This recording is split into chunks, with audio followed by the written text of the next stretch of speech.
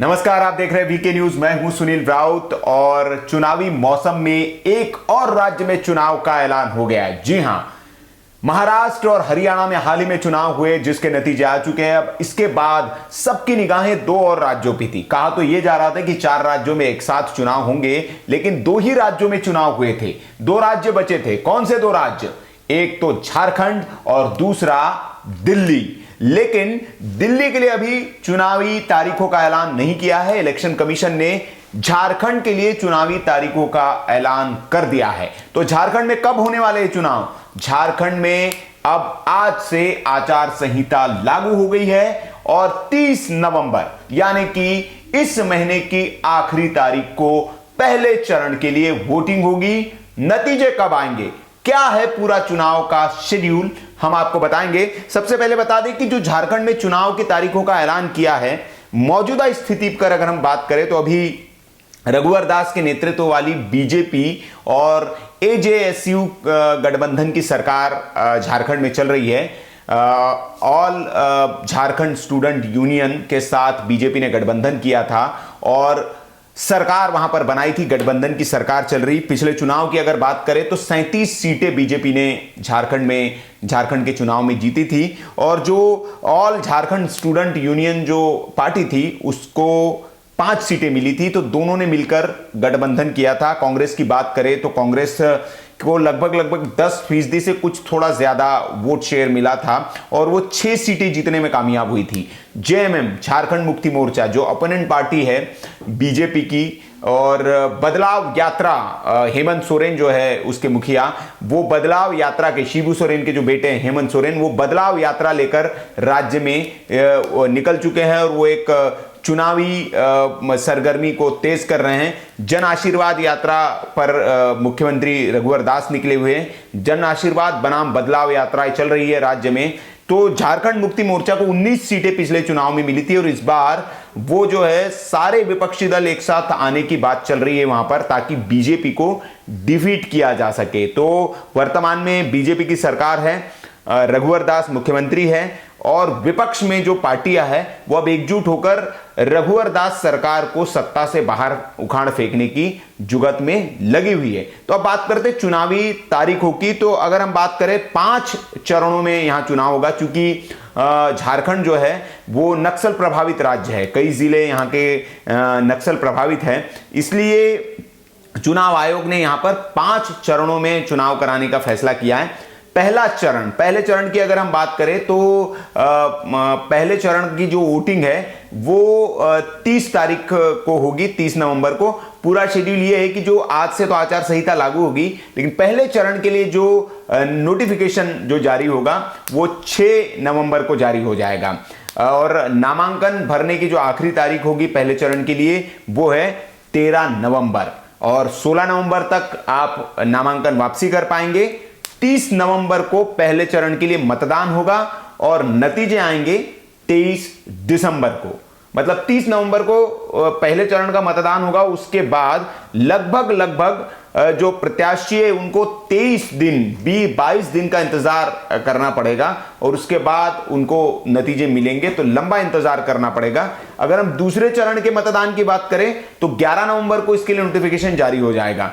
18 नवंबर को आप नामांकन 18 नवंबर तक नामांकन कर पाएंगे, यह आखिरी तारीख होगी और नामांकन वापस आप 21 नवंबर तक ले पाएंगे।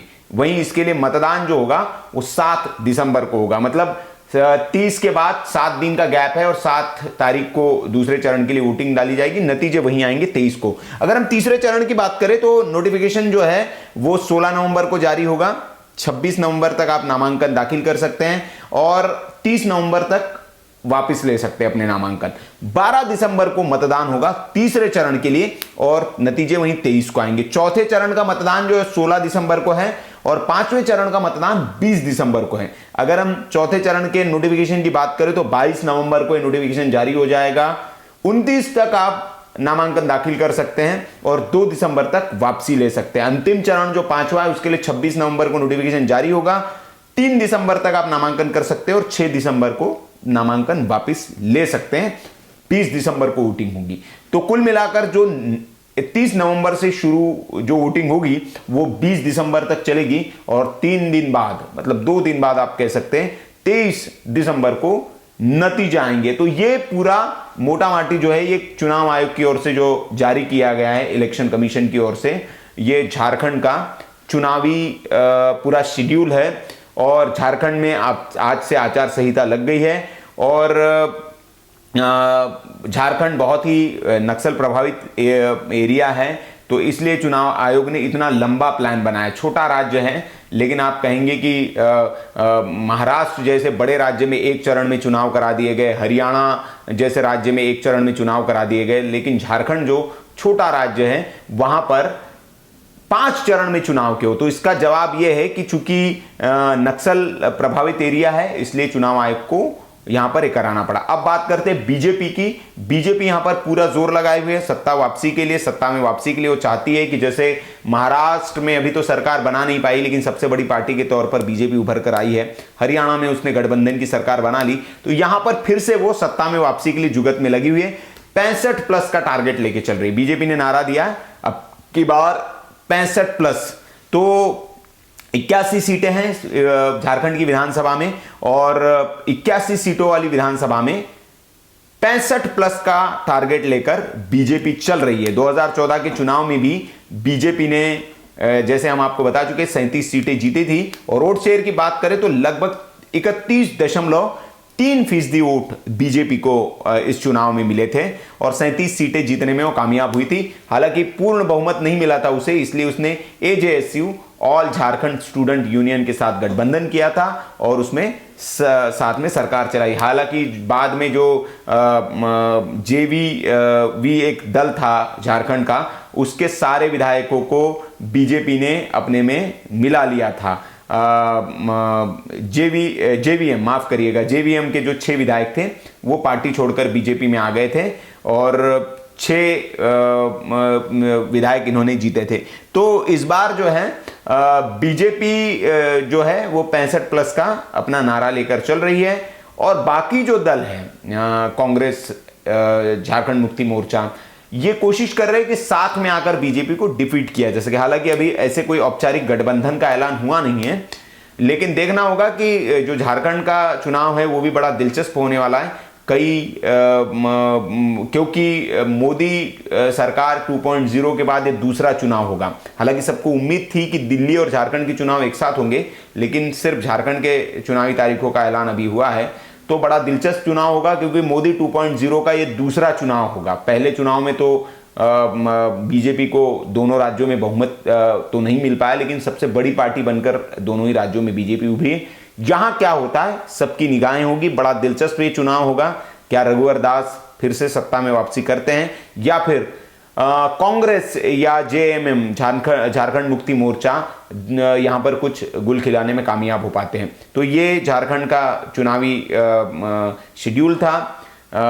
उम्मीद करते हैं कि हम भी वहां झारखंड आएंगे और झारखंड के जो हमारे व्यूअर है उनको बताएं कि VK न्यूज़ अपनी चुनावी यात्रा पे जैसे हर राज्य में जाता है, झारखंड भी हम आएंगे, आपके बीच आएंगे, आपसे पूछेंगे कि क्या वहां के मुद्दे हैं, स्थानीय मुद्दे जिसको लेकर आप वोट करेंगे और आपकी राय क्या है, क्योंकि जनता जो है वो बेहतर बता सकती है। दिल्ली में AC स्टूडियोज में बैठकर आप आकलन नहीं कर सकते, ग्राउंड पे जाकर जितना आप समझ सकते हैं। तो हम आएंगे आपके बीच में और जानेंगे आपसे कि झारखंड के क्या हालात, क्या है स्थानीय मुद्दे और किन मुद्दों पर इस बार चुनाव होगा, किसकी सरकार बनेगी।